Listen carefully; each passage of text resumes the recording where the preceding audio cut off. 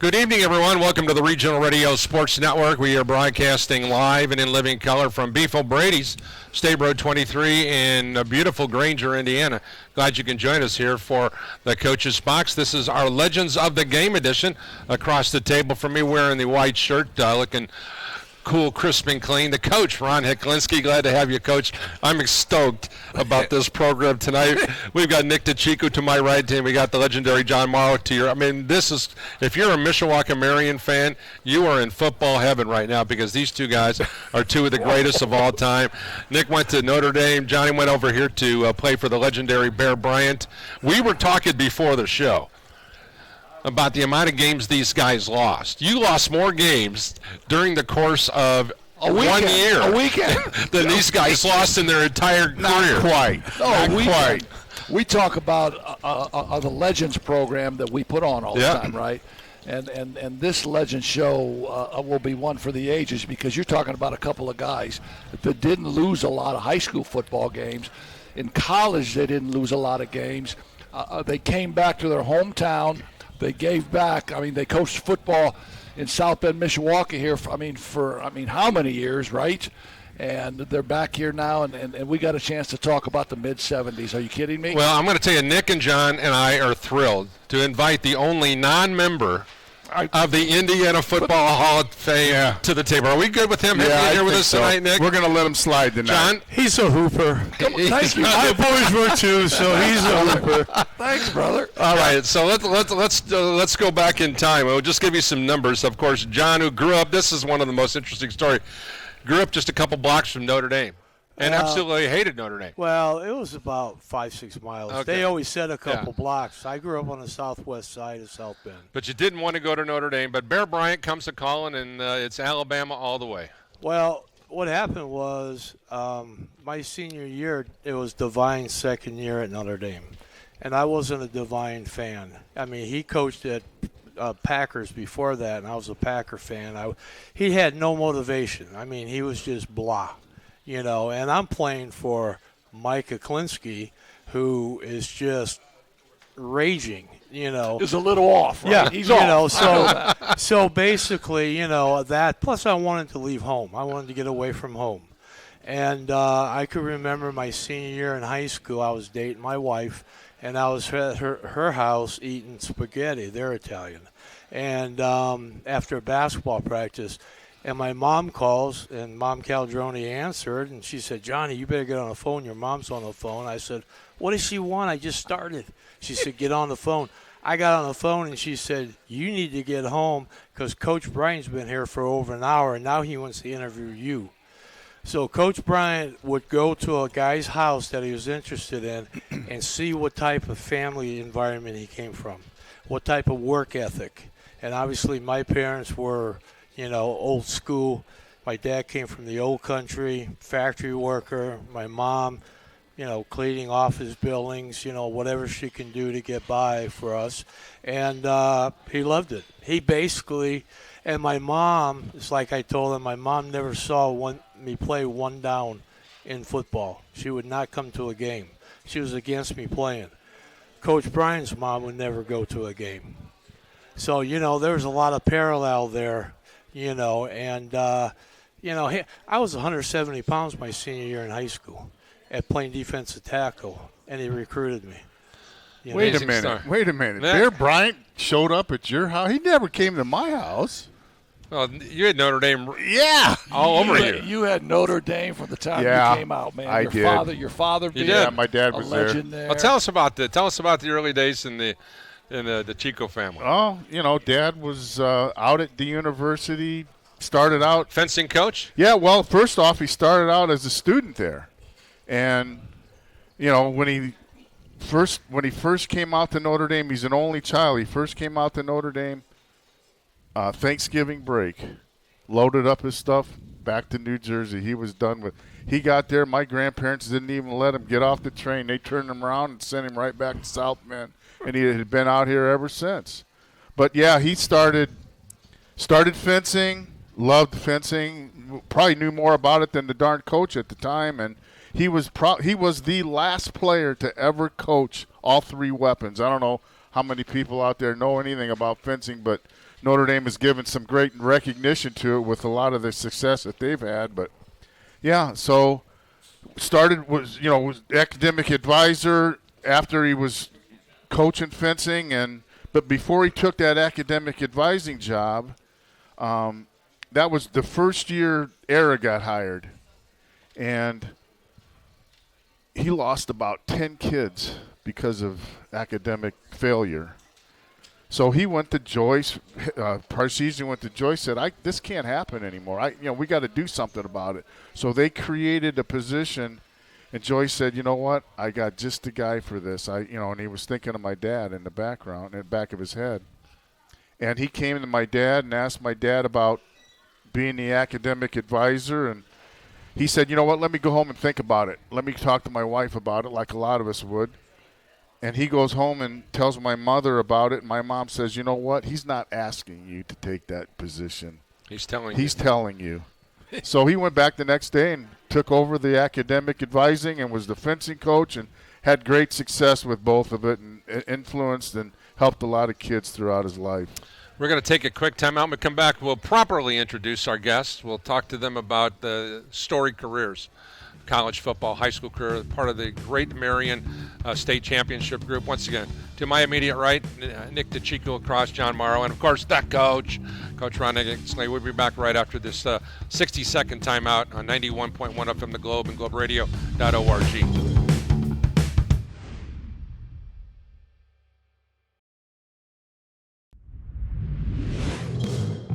Welcome back to Beef O'Brady's. Glad you can join us for the Legends of the Game series. Coach Ron Hicklinski, Paul Condry.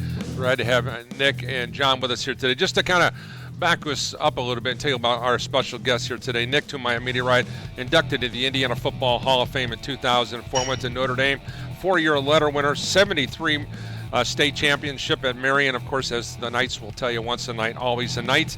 Once again, all-conference as a fullback linebacker, all-state, all-American, kick field goals, average 57 yards per kickoff, 4-year letter winner in track, holds the shot put, discus records at Marion, president of the DeWalt Fluid Power Company. But most important thing that he's the most proud of, he had the lead play. He was the lead guy in Bye Bye Birdie. Oh. Can you imagine that? Now across the table, John Morrow. How about this guy? All-state at Mishawaka Marion. Of course, had a chance to play for the legendary Coach Bryant. He is also a member of the Indiana Football Hall of Fame. Back in 2006, he played defensive end at the University of Alabama, played on the 77, the 76, and the 79 Southeast Conference Championship team. He was a member of the 78-79 National Championship, coached by the legendary Paul Bear Bryant. If my memory serves me correct, one of the early sophomores that was named captain for Alabama. Against Southern Cal. Wow. National TV. What an amazing opportunity. All right, so let's get back into this, Coach, and talk about these guys. I want to talk to Nick right from the get-go. Nick was a tremendous athlete, multiple sports, member of that great 440 team with Nick Barnes, Jeff Hoff, and Billy Swanson. You did everything in high school, and I think that's something that says that the high school experience was pretty cool for you. I loved high school. No, I really did. I was blessed. Marion was a great school. It was perfect for me.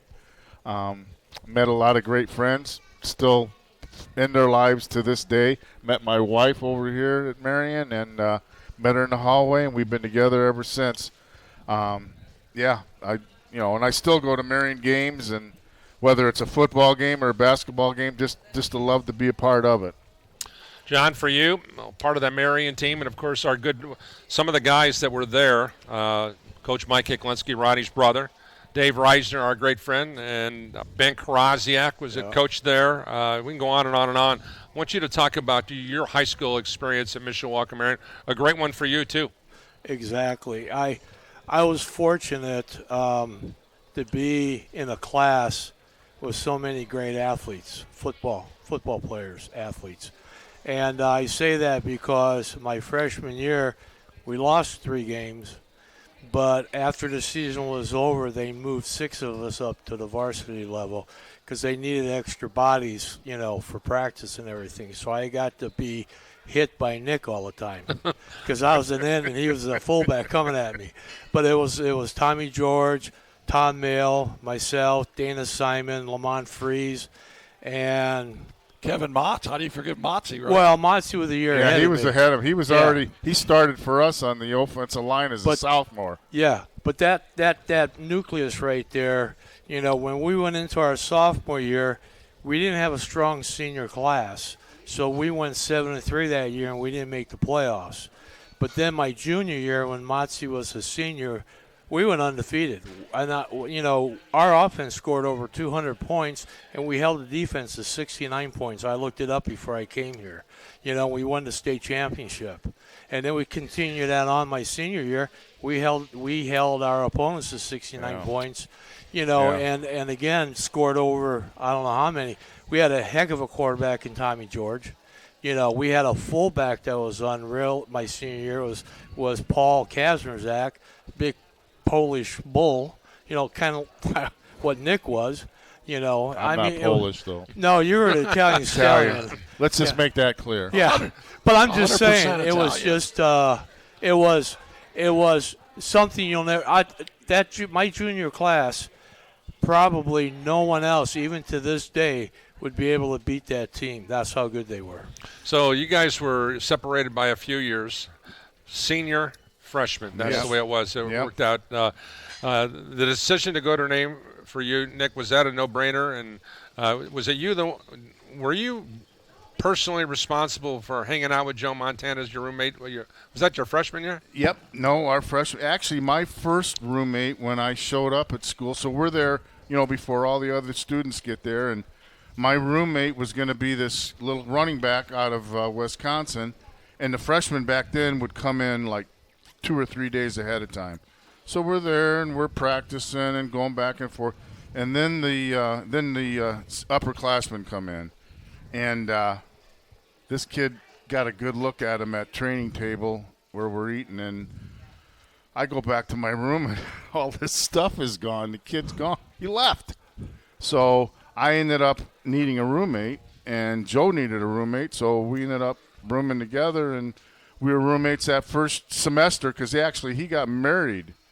He had his high school sweetheart that he had to marry his Christmas break that first semester. You understood that, right? Oh, yeah. I got married in college, too.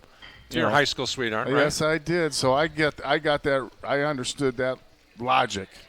But, yeah, we were back then, obviously Joe was nothing like he is today, but he was just an average guy.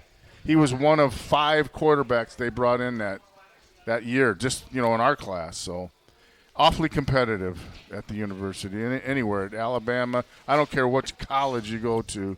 That's a big jump for a young kid. All right, John, let's talk about Paul Bear Bryant. Many people feel he's the greatest coach in the history of college football. There's some people around here that will say Ara Parseghian is. You can make the argument that both were 2 of the greatest of all time. Tell us about Paul Bear Bryant. What was it like being with him every day? Scary. You didn't talk. You just paid attention. I remember our first meeting with him was in a big stage area, like a theater type of environment. And guys were sitting around. They had their hats on. They had their dip and chew in their mouth, and they're spitting in their cups and stuff, and just the BSing with everybody. And all of a sudden, everybody straightened up. The hats came off. The dip came out. The cups went down. And I'm like, what's going on? Coach Bryant walked into the room. And he looked at us, and he said, I'm going to tell you guys one thing, and one thing only. You follow this one rule I have. He said, I am third. And all the upperclassmen knew what he was talking about except freshmen. And he goes, that means God first in your life, family second, and then yourself will be taken care of. He said, always call your mama, right home. He said, everything you do, you give glory to God, positive, negative, because the negative will someday come a positive if you learn how to take care of the situation. And then secondly, right now, the family is your football family. Whatever you do, score a touchdown, make a tackle, get in the end zone, you're not dancing.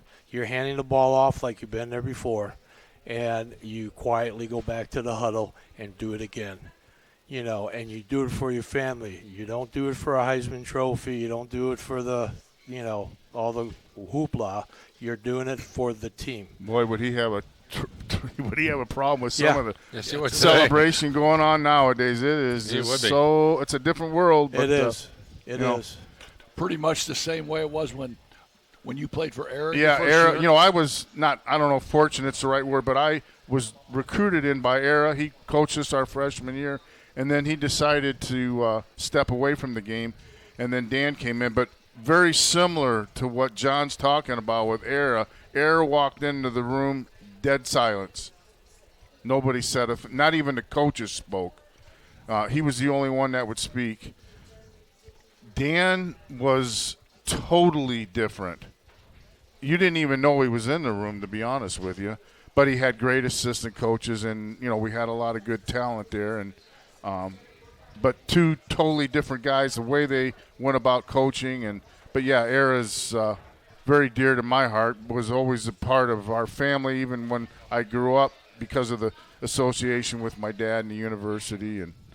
But yeah, You talk about some of the great players you had there: Willie Fry, Ross Browner, Luther Bradley during that time Right. period.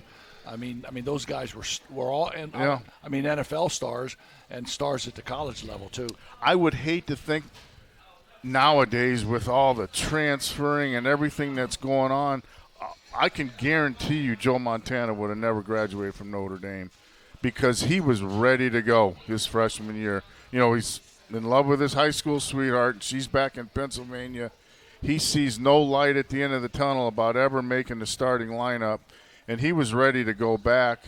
But I can remember I said, Joe, before you do anything, let's just go. Let's get off campus. Let's go back to my house. My mom went back. I only lived a few miles from campus. Went home, and my mom made a spaghetti dinner, and that just kind of gave him a second win. He wanted to give it a second chance. We talked him out of it, and obviously the rest is history with that kid. But yeah. You guys have, Coach. I'm just going to one thing that both these guys, they don't lose. Everywhere they've gone. I mean, John lost 4 games in college. Nick has been a star his entire life. So I want to talk about the mindset that you guys had of being successful. Now, granted, you had great people around you, great coaches around you, but you guys set the tone with your attitude and your mindset going in. Nick, let me start with you about that winning mindset that you got. It was just all the work. Everybody works hard, but back then, when I was a freshman, sophomore, and junior at Marion, this is before Mike's time. It was a guy, Bob Otalski. We practiced 3 times a day. That was unheard of. Nobody did that. So we were out working everybody. And that's, it's not – we had good athletes, good players, but we were just in better shape. We were ready to go, and we wanted to just hit somebody else other than ourselves, obviously. John, likewise, the winning attitude, the winning mindset that you had. My 7th and 8th grade year, I played at Our Lady of Hungary. And my 8th grade year, I was a starting running back coming back. Well, unfortunately, I was 2 pounds overweight. So they put me as center and nose guard. Knew nothing about the line. We lost every game that year. Not saying it was, not saying if I would have been a running back, we would have won every game, but we probably would have won some. So I felt the letdown, not to myself, but to my teammates. And that's very hard. It was very hard on me because I don't want to let my brothers down, and I did because we were so close. We grew up in the same neighborhood. Yeah. And then coming into high school, we lost 3 games my freshman year, albeit. We lost 2 games my freshman year. We lost 3 games my sophomore year, but we went back-to-back state championships after that. And I thought to myself, I told myself, I will never disappoint my brothers again.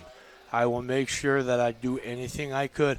My brother Jay used to come over at 5 o'clock in the morning, make me run 2 miles a day at Rum Village Woods. He'd drive his truck behind me. If I slowed up, he'd bump me with his truck. And then I had to run 30 hill sprints with 10-pound leg weights. That was before school. And then I went to practice after school. Then I had to go to work till 10 o'clock at the supermarket. So I was, it was all You had to work. walk uphill both ways to school too. Did you know that? Oh no, I'm just saying the work ethic, the aggressiveness, wanting to be successful, and plus I played for my family. My brother had polio, Tom. He couldn't play sports, so I played for him. My brother Jay went into the Air Force. He wanted to play sports, but he went into the Air Force. And when he came out, he tried at Indiana State, but he was my coach in 8th grade. My brother Joe, 2 tours of Vietnam, he never got a chance. And my sister was a cheerleader for me. My brother Frank was the smart one. He went to Purdue on an academic scholarship. So this is the way I could give back to my family. Yeah, Johnny was a lot younger than his siblings. Yeah. Yeah, they were a lot older than he was, so my they oldest had a brother, big influence on him. Yeah, my oldest brother was 17 years older than I was. Wow. And, my dad came over from Italy with a 2nd grade education by himself in 1926 when he was 16, and he forged a life for himself. He had to learn English. He had to get a job.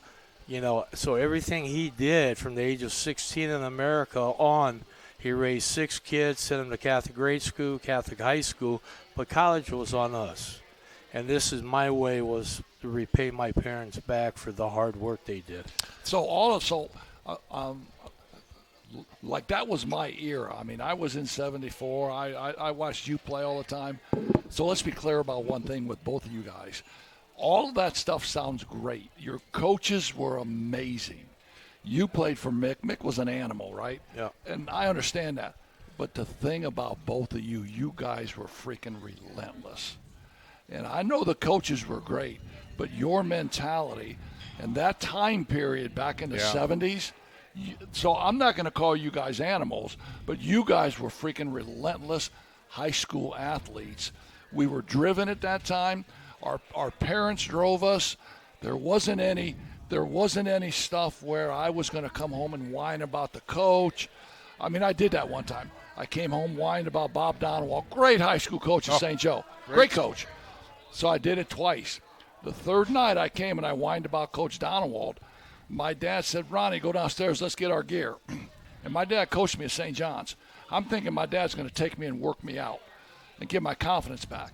So we drive past the gym. I said, Dad, where are we going? He said, we're going to Donowald's house. I said, what for? He said, you're quitting.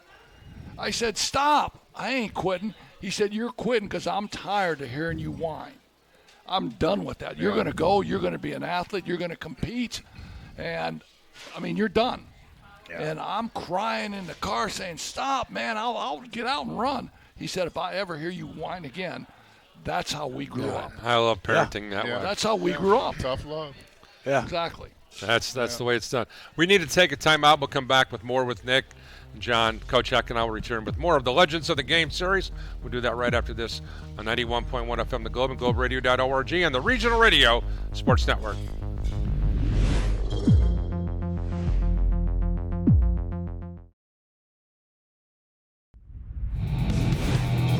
Welcome back here to Beefle Brady's. Glad you can join us here on Regional Radio Sports. I'm Paul Condry along with the coach, Ron Hecklinski. Blessed to be here with John Morrow and Nick DeChico.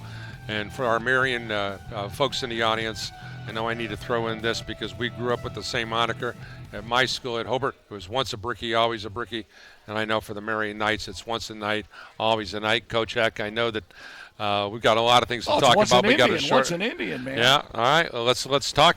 Yeah, Can't be Indians anymore. So I know. How about that? We talked about Arrow. We talked about Dan Devine. We talked about the Bear, and those coaches are Hall of Famers. They're the best, at their business. But they had assistant coaches behind them. Sure. That I'm sure were awesome. Let's start with you, Nick. Talk about some of the assistants, maybe Tom or Joe Yanto. Yeah, when some of those guys. So Arrow leaves that year, like I said, and then Dan comes in, and he actually kept all the defensive coaches. Yanto. George Kelly, Paul Schultz, all those guys that was the defensive coaches. Now on the offensive side, he did bring a crew in because they wanted to do things a little bit different, and they did. So he brought other guys in. But yeah, Yanto and Kelly and Schultz were they were staples. They were there, and they knew all. They loved Notre Dame, and that's what you want. You want a guy that wants to be there. Nowadays, it seems like they want to be there because they want to go to the next level. They want to improve their career and their checkbook. But yeah, great coaches that made a big influence in my life. When you talk about the high school coaches, the assistant high school coaches, can you narrow it down, Nick, to say if this guy had not intervened in my life in some capacity, he would have. Great story. There was a guy, he passed away now, a guy named Jerry Hess. Scared the living you-know-what out of me. He was also the wrestling coach, but anyways, played for him, hard-nosed Marine guy. But, so now I'm out of playing at Marion. I'm done with Notre Dame, and I'm at home, and we're trying to have babies. And he calls me, and I can't say no to this guy. So he calls me one day and says, hey, I need you to it's time to give back. I need you to coach. And I'll tell you what, that was one of the greatest phone calls I had because I coached them for 25 years after that phone call. Coached a number of years with this guy across the table. And the next best thing to playing is coaching.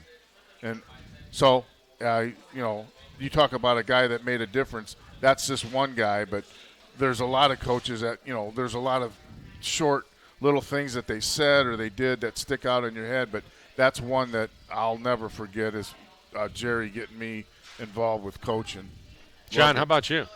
Was there a guy that changed it for you? Well, you're looking at my grade school coach. It was Coach Duranic. My 7th grade year, I didn't know anything about football. And to give you a good example, the first game against St. Matt's, he started me at the running back position and at cornerback. That's unheard of for a kid that don't even know anything about football, And I'm back for a kickoff, for the first kickoff. I caught the ball, and guess who hit me? Kevin Motz. My helmet went one way, the football went the other, and I was knocked out. I mean, I was totally knocked out. Kevin hit me that hard. But he kept me in the game, and he believed in me. And I remember when I got my scholarship, I didn't call Coach Oklinski or Coach Reisner. I called Coach Duranic, and I thanked him. I thanked him for believing in me and giving me something that I could cherish was football. And in college, we had, like Nick, great coaches. We had Mel Moore, who was here at Notre Dame for a long time. He was our offensive coordinator. He was also quarterback for Coach Bryant in the 60s. Coach Rutledge, who played on the one of the 60s national championship team. And we had 2 coaches that were junction boys from the Texas A&M team. Now, I'll tell you what, get coached by somebody like that, what they went through. They put us through hell. And then Coach Donahue, our defensive coordinator, he played at Tennessee. So it was an experience to have coaches like that. And Bear, he didn't believe in getting hurt. He played against Tennessee. He broke his that fibula bone or down at the bottom, your leg. He fractured it severely. They took him out. They put 2 splints on him, taped him up, and he played the rest of the year like that. Oh, my goodness. Yeah. So you got hurt. You still played. There was cortisone shots that you took. That's why I've had 5 hip replacements. And I remember my freshman year playing against Southern Cal. Charles White came around the end. I grabbed his face mask because I lost containment, and he switched his head around, and I heard my finger snap. And I'm talking snap hard. And after we tackled him, he had blood all over his face mask. We got untangled. My 2 fingers were sideways, and the bone was sticking out here. I mean, you can still see how it's going like this. I went to the sidelines. They numbed it up, popped it back, put 2 stitches here, put a piece of foam, and taped me from here to here. I played with 3 fingers. If we got any mothers listening, their boys aren't going to be playing football. This is not a good advertisement. But what I'm saying it's not like that anymore, Mom. Back then, you played no matter what because you lost your scholarship at the end of the year. It's year to year. Was there ever a time in your career at Alabama where you thought about coming back to South Bend, Mishawaka? And Not at all. Leaving. Not at all. No, the only reason why I moved back home because my wife wanted to be with her family when our oldest son was born down there at Druid City Hospital, and that's why we moved home. I'd still be down there if I didn't. Johnny loved it down there. Yeah, I mean, I had great friends down there, brothers down there. I enjoyed it. Mm-hmm. I really did, but I'm glad I came home. What other schools recruited you, and was Notre Dame just always number one on your list, or did you have some other schools? Our old coach Bob Oltalski was at IU, and but the problem was Corso was the coach then, and it just when we were down there for a recruiting trip, it just seemed more of just kind of a showman. Guy that it's just something about it kind of turned me off. So that was a really hard thing to do, is to tell coach that I wasn't going to come down to IU and play. But locally, Purdue, Western Michigan. But we'd go and visit a lot of those schools. But really, in the back of my mind, it was I wanted to go to Notre Dame. Yeah, I always wanted to go there. Growing up, those guys, because my father, we talked about earlier, was involved with the academic advising. They had a summer school program. At the end of the summer school, we would have a big cookout at the house, and all these guys would come over, and they just made an influence on me, and I wanted to be a part of that. One of the interesting dynamics, and I mentioned it a couple of times, John, you were a freshman when Nick was a senior, so you were in that role of looking up to Nick. Can you remember how you felt when He still does. Do you remember what it was like? It was amazing. I mean, I remember seeing him in his full pads, and I was thinking about that on the way over here today, or waiting for him to pick me up. I mean, this guy had a neck collar on. He had that full cage face mask. He had a rip across his nose with blood coming down. I mean, this guy was an animal, and I was scared to death of him. And when there's two guys I was scared of, Motts and DeChico, and we had a thing called the pit. And it was a dugout hole where they had two boards about, 6 foot or 7 foot tall.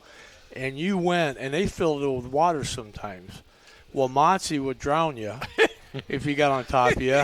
And Nick would just forearm you and just knock your shit up, knock you out, But, I had a lot of respect for Nick, and I really never talked to him my freshman year. I was just in awe. And when he played Bye Bye Birdie, he had them wide sideburns and that hair slicked back. I'm like, God, I wish I was like Nick someday. So there I'm you serious. were. I mean, he was just amazing. I was hoping we weren't going to bring that up, that Bye Bye Birdie play. And something else. He talked about, Hess in 1990, again, having kids, raising them. I got a phone call to coach football to give back from Nick DeChico. And for 5th, 6th grade Mishawaka Catholic to coach with him. And I stayed there for 22 years coaching Mishawaka Catholic football. We had a blast. A blast. We absolutely loved Joe it. Calderon said to say hi to you today, by the way. I love those guys. Love them. Love all those guys. That talked about your son, Nicola, and how tough your son was. Yeah, I got a great family. I've been blessed. There's no doubt about it. But, so I don't know.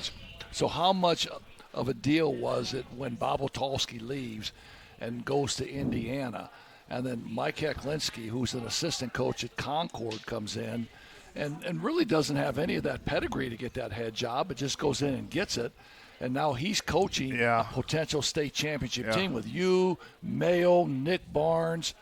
I mean, how was that? He was like he was a clone of Oltalski in a lot of ways. He was a hard-nosed guy. The greatest thing that he did, and we all loved it, is I told you earlier about the 3-day practice. So you drove into that morning practice, you drove home, you drove in the afternoon, you drove into the evening. Mike had us come in the morning, and we stayed there the whole day. We had 3 practices, but we just stayed there. It was more like a camp atmosphere.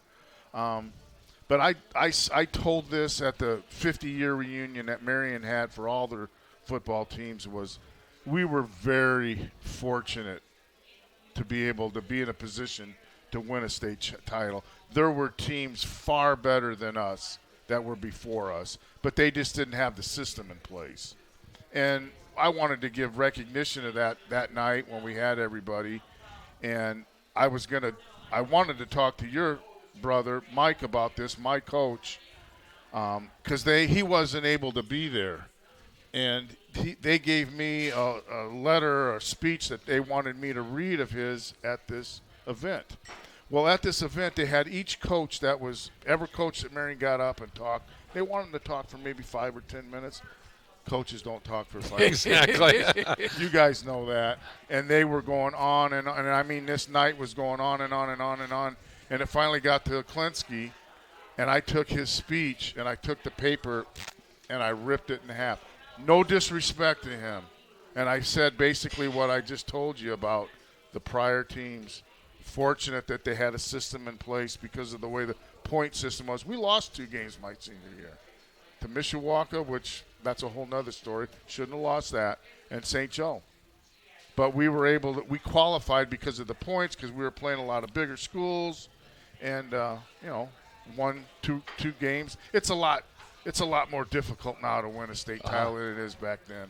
We need to take a time out, come back with more with Nick and John. Of course, Coach Eck and I'll return with more of the Legends of the Game series here live from Beef O'Brady's, and we'll be back right after this on 91.1 FM The Globe, globeradio.org, and the Regional Radio Sports Network.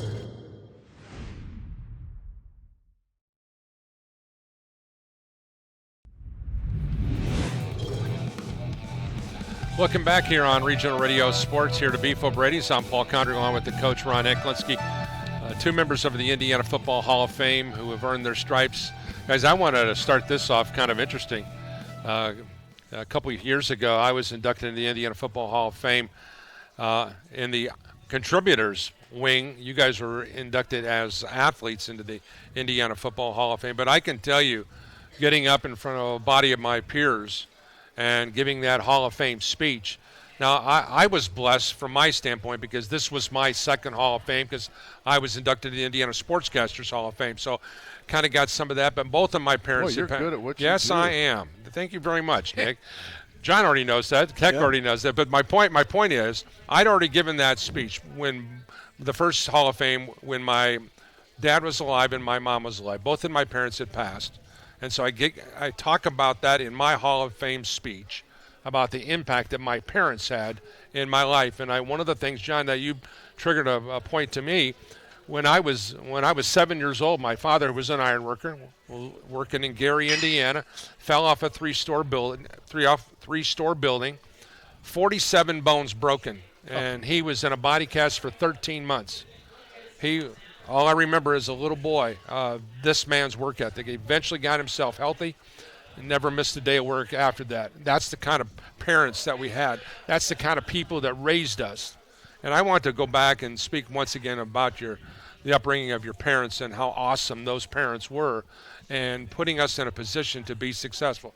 Was it easy? No, it wasn't easy. It was difficult for them, but the road that they traveled for us to get here, Ronnie, same situation with you. We are so blessed to have the parental influence. So I want to start. Let's talk about the mom and dad in the DeChico family and the impact that they had in your life. I'm one of 5 siblings. I'm right in the middle, and us middle kids, we like to please. So we are always trying to please everybody. But no, my mom and dad, my mother especially, was my biggest. My mother loved football.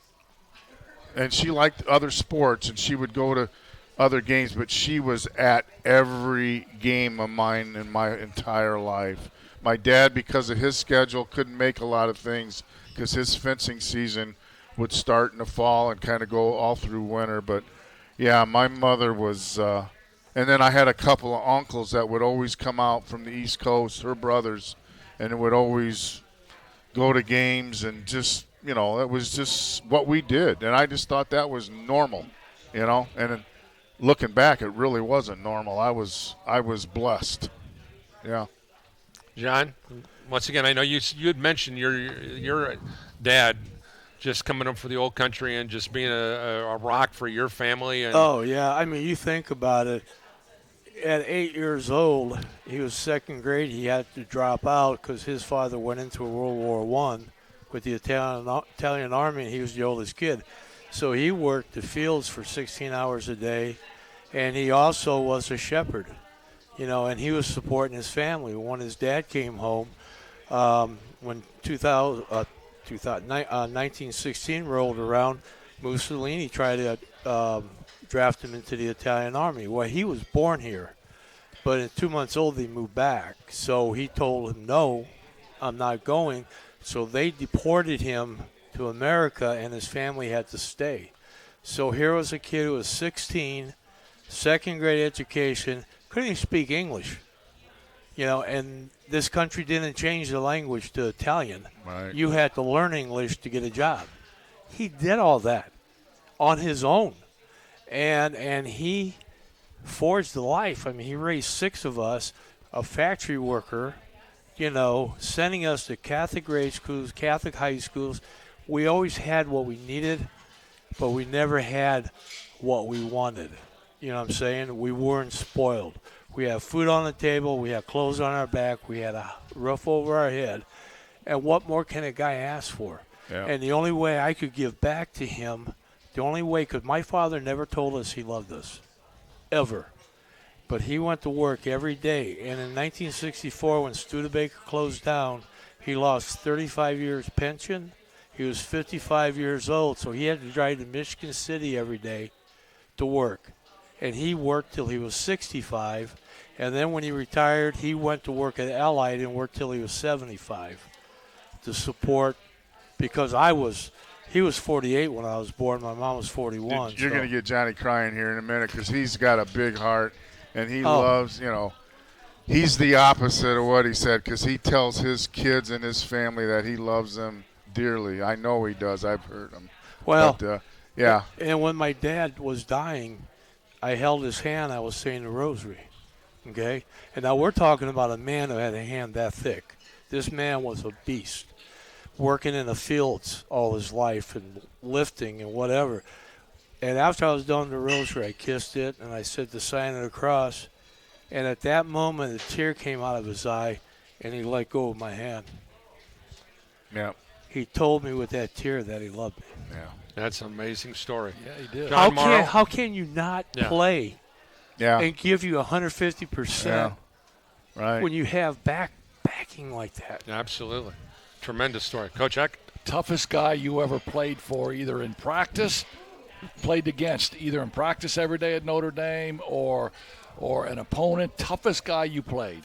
I'm going to have to break that down to high school and college. Yes. High school, Kevin Motz was a beast. This kid was a sophomore when I was a senior.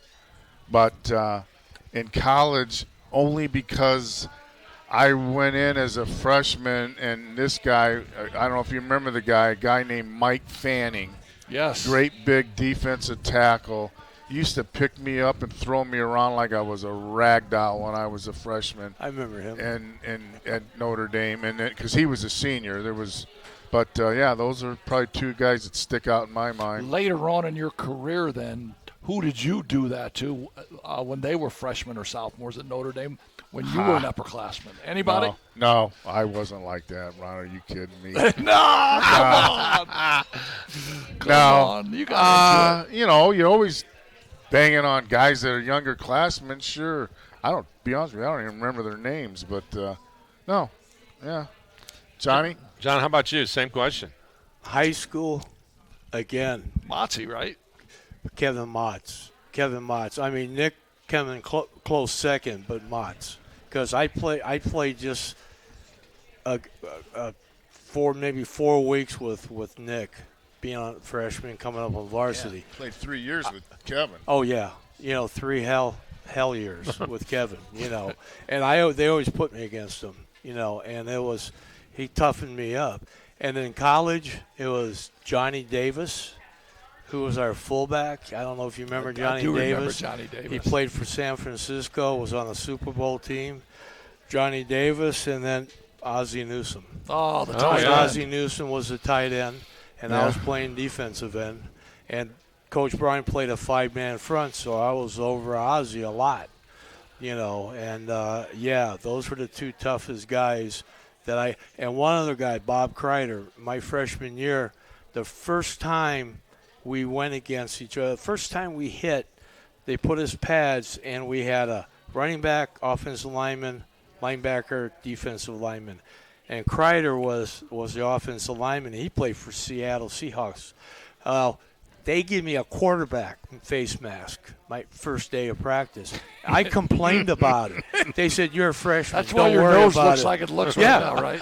They said, "Don't worry about it." So I get in the stands. We come out, and he took his fist and put it through my face mask, and my nose was over here. He broke my nose, bleeding everywhere. Well, they put me on the sidelines, popped it back. We better warn the moms again here at this part. Packed me up. The manager got me a full cage, and I went back to practice. All right. But that was awakening. I want to change this into college football today. I mean, you guys, you're not too far since removed from coaching, as well as being fans. I know, John, you and I've been following you for the last 5 years since you were on my show for the first time. So I know you that Alabama thing is still pretty special to you, Coach. Let's talk about Notre Dame, and what do you think of the football program now, and as it has evolved since you left Notre Dame? Are you happy with it? Are you excited about the direction it's going? And John, I'm going to throw that same question to you about the Tide. First off, I love Notre Dame football. I will always watch Notre Dame football. I don't care who's coaching it. But I really like this guy that they have now. I think he's perfect. What I worry about is I worry that he's going to beat Ohio State next week. Michigan's going to beat Ohio State, and then they're going to come after this guy because he's that good. We're lucky to have him. That's I don't even remember what you asked me, to be honest with you. Do you like this whole transfer opportunity, this portal thing? I mean, no. Well, we're old school. I don't know how many guys. I mean, I really don't have the biggest thing is about the whole NIL. It's not fair. It's one guy is making this amount of money, and these other guys, they're not making anything, and that part of it I don't like. But the universities and the television, they've made a lot of money off of these kids. But, the transferring, the NIL, it's so different. The offenses that they run now, a lot of the rules that they have now, a lot of the practices that they have, like Johnny and I were talking about earlier. There's a lot. I mean, a lot of these programs, they don't even hit during the week. They don't do that. They save it all for game day. And whether that's right or wrong, I don't know, but it just doesn't seem right because it's a contact sport, and they should be. You think they would be doing that during the week? Right? I think the coaches like Bear Bryant and maybe Aaron, some of those guys that were Hall of Fame guys, who would coach guys hard. I mean, really coach guys hard. If you try coaching those kids today like that, and it doesn't work out, nobody would be playing. They're They'd gone all in a quit. heartbeat. Well, as easy it is to leave. Exactly. They're going to go. They're Exactly. out of here. I'm not going to sit here and work for this guy if he's yelling at me. Exactly. Okay, John, take me to Alabama. You happy with Alabama? You excited? I Coming off a loss, I know that's probably irks you a little bit. Well, you know what? And Coach Bryan always taught us that a loss is a good thing because it makes you humble and it makes you respect and love winning even more. And it teaches you what you did wrong and not to make the same mistakes. No, we don't like to see us lose, but, we did. But beyond that, I can't believe, like Nick said, and I love Alabama football. I'll watch it forever, but the way the game is played today, as far as the way the players are transferring, there's not a team anymore. It's an individual. It's about the individuals. When we played, we didn't have any. Coach Bryan never had a Heisman Trophy winner. The only one he had was at Texas A&M, John David Crow. So we never played for individuals. We played for the team, we played for the university, and we played for ourselves, the family. And that's what he taught. He taught life. He didn't teach just football, And as far as his, not hitting at practice and stuff, my God, I looked forward to that. I wanted to hit. You know, when I put my pads on, I became an animal, a killer instinct. You had to. I loved it, and I loved the pain. You know, I love the pain to this day. You know, and I have pain all the time. I mean, you had to learn how to love it. Nowadays, these kids don't, you know, they don't know pain. They get hurt, they come out. You know, ooh. You know what? Suck it up. Play. It's interesting, though, that I look at a lot of these kids. These kids train really hard. They train all year round. And it's not just weight room. They're doing all kind of different exercises to better themselves. They're big, strong kids, but boy, they just soft. Yeah, Johnny said it. He beat me to it. Yeah, soft. It's all about money, though, fellas. I mean, let's get down to the point. It's about money. And I go back. I mean, I love this movie called Blue Chips. Yeah. And Nick Nolte was way ahead of his time, to be honest with you, paying players. But it's all about money and how much this guy can get, how much the quarterback gets. I mean, why leave school? Why leave school now and go early? Because, I mean, a rookie contract, you're going to be making less than you would on an NIL contract. I mean, you got 3 hots in a cot. You got your college girlfriends. I mean, stay in college and make your money. Mm-hmm. That's the way it is now, and it was never like that. It's not amateur sports anymore. Yes, some college athletes can make more money than they would based upon their entry-level contracts. I mean, that's crazy that we evolved into that. So I want you to, in our final couple minutes, I want you to tell me about, I want you to fill in the blank here, Nick. Football. I don't like these kind of tests. Football. Can I use my wife on this? No, you want true and false. You want true false. That's what I want. Yeah. True false. The game of football is responsible for what in my life?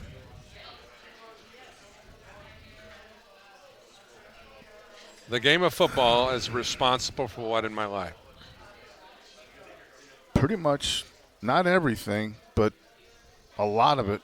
More than half of it. You know, my friends, my the way I think, the way I work, the way I do things, you know, that hard work, you know, taught me to put your head down, get up, go to work, and do it all over again the next day. But, yeah, that's it just the people, you know, the people that I've met and been around, you know, they're my best friends. The kids that I've coached, love them all. You know, yeah, there's a lot. There's a lot there. John, how about you? Football is open-ended question. It's done this for my life. It made me tough and accept things. In the last 15 years, I've had 5 hip replacements. I've had 2 massive heart attacks, and I've had cancer. I have lost my brother Joe. I have lost my brother Tom, and I've lost my son Tony. It's taught me how to get through the tough times. Yeah. And it's hardened me. And Coach Brian taught me that when you're against the wall and things are down and looking bleak, are you going to quit on your family or are you going to keep going? I worked through all that stuff, and I'm still going. You got to. Yeah. We got to, Johnny. You know, and I tell you what, I'm a loner now. I don't like hanging out with people. You like hanging out here, right? Hanging out with hanging out here, man. But what I'm saying is I'm not the same person I was 10 years ago. You know what I'm saying? Sure. Yeah. And I just sit in my chair and think about the old days. And I've lost 3 good friends that were my teammates. They passed away with heart attacks. You know, so it's hard, you know. And one good thing is his business is like a block down from my house, and go hang out with Nick. Right? I do. I stop in. He comes in. We love him down there. And you know what? It makes me feel good. It makes me feel good. Everybody knows Johnny at our place. Yeah. It's a brotherhood. I mean, you guys develop a brotherhood. That high school stuff and being in the heat and being in the dirt. The practice field at Marion was nothing. I mean, rocks. You cannot see a guy for 30 years. Exactly. See him. The reunion this year. Pick up You're just where I right left off. back where you were. and you're laughing about the same crap you laughed about back in high school or college or whatever. Exactly. That's just the way it is. And that's not just with us. That's with anybody that's been through a lot, through sport and through that hard work, because it brings you together. That's the only way you can get through it. It's together. Yeah, I don't think there's any question about that. The brotherhood is huge in whatever culture you're doing it in.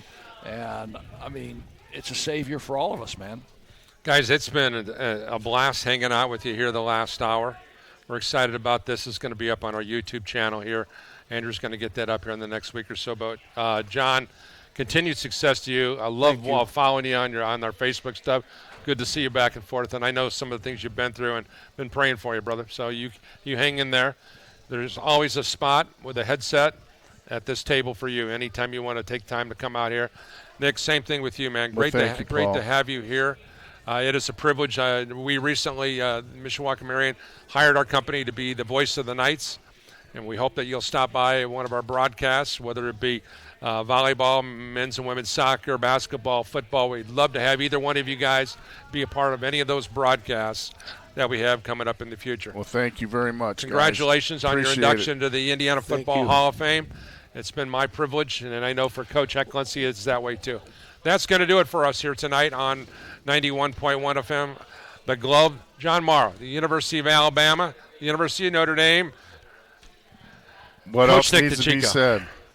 Thanks Two for of the everything. best. Two of the best schools in the country. You got that right. And obviously Mishawaka Marion High School. There's your third, right? Yeah. Come on, man. Yeah. I'm a St. Joe guy. Yeah. Mishawaka Marion. Yeah. Once a night, always a night. For all of us at Regional Radio Sports, a special thanks to Dante Stanton back at the studios, for Andrew Kirksey and Tanner Camp and Tanya Condry and everyone here at our broadcast location at Beef O'Brady's. Have a great night. God bless you all. Semper Fidelis. Good night, everyone. Thank you. Thank you.